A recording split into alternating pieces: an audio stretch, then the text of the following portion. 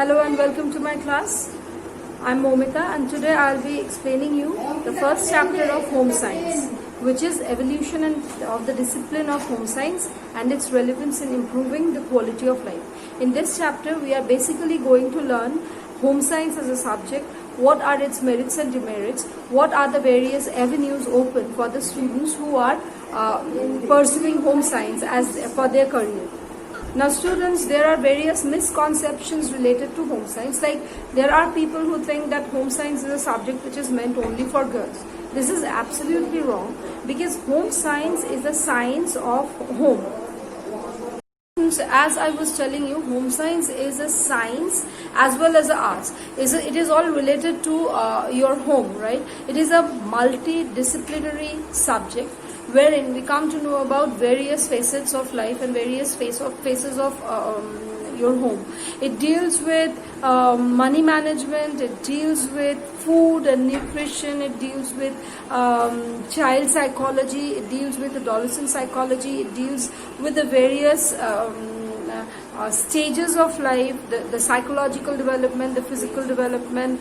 It deals with textile management, it deals with, say, your home decoration. It's a subject which is a combination of many things together, many facets of home, many different things of home are clubbed together in this subject of home science.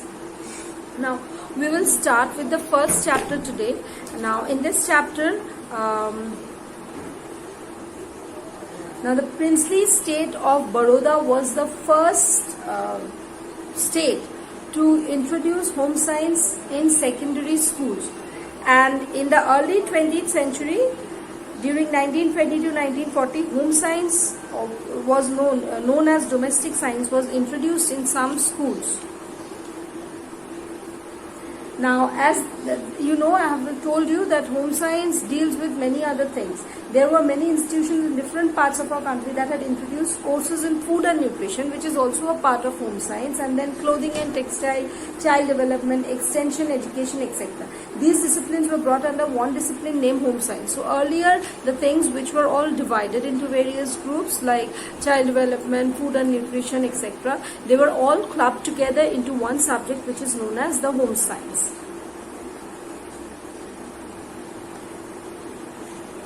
The history of home science at college level was made in 1932 when the first home science college by the name Lady Irwin College was set up in Delhi to promote women's higher education. So when the women started their higher education, home science was given more importance. A great importance. Home science had a great importance then. Now the various fields of home science are resource management. Now what do you understand by resource management? Anything that we get from nature is known as resource. Be it our electricity, be it the water which we use in our home, be it our furniture or whatever thing, electricity, our television, all these things, our dresses, these are all our resources. Now first thing that we have is we have here is managing our resources, which is also a part of home science. Now, resource management refers to we learn about resource available for doing household activities, proper use of resources, and how to take decision for solving any problem. So home science deals with managing our resources like electricity, water, and also the resources which we have, electrical appliances which we have, right? Then it also deals with food and nutrition. It tells us about the various diseases that happens due to the deficiency of a particular nutrient, and which food is rich in which nutrient. And then clothing and textile, it tells us about fashion and how to identify, say, cotton clothes, rayon and polyester and silk. What are the characteristics of each thing? What are the advantages and disadvantages of each of these fabrics?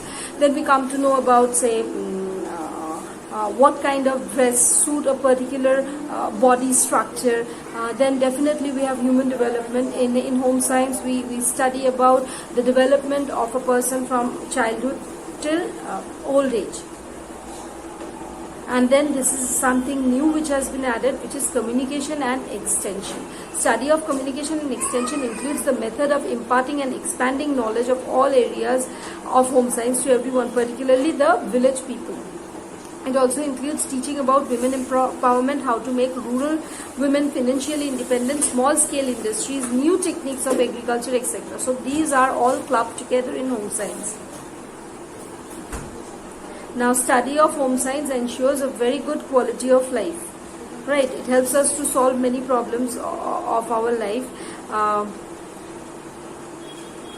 Home science teaches us how to do household jobs in a very scientific and systematic way. It teaches us, see, cooking is something else. Anyone can cook, but cooking in a way that would retain all the nutrients and would give maximum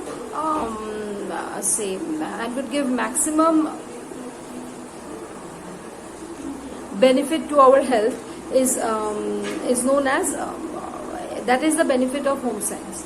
Home science teaches us how to cook food in a way that we can get maximum benefit to our health, right? No nutrient is lost. It tells us about proper way of cleaning, cooking and washing, everything. There is a system of everything, and all these systems are dealt with in home science. Now, from the first chapter, please prepare a few questions like definition of home science, what is meant by home science, and then why is home science referred to as an art and also as an art and also a science, and then also do the question, why is home science important for both boys and girls? State the importance of home science in our career, in choosing our career, and finally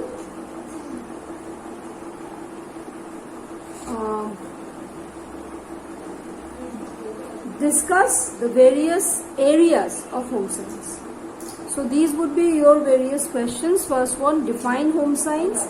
Next, why is home science important for both boys and girls? Number 3, why is home science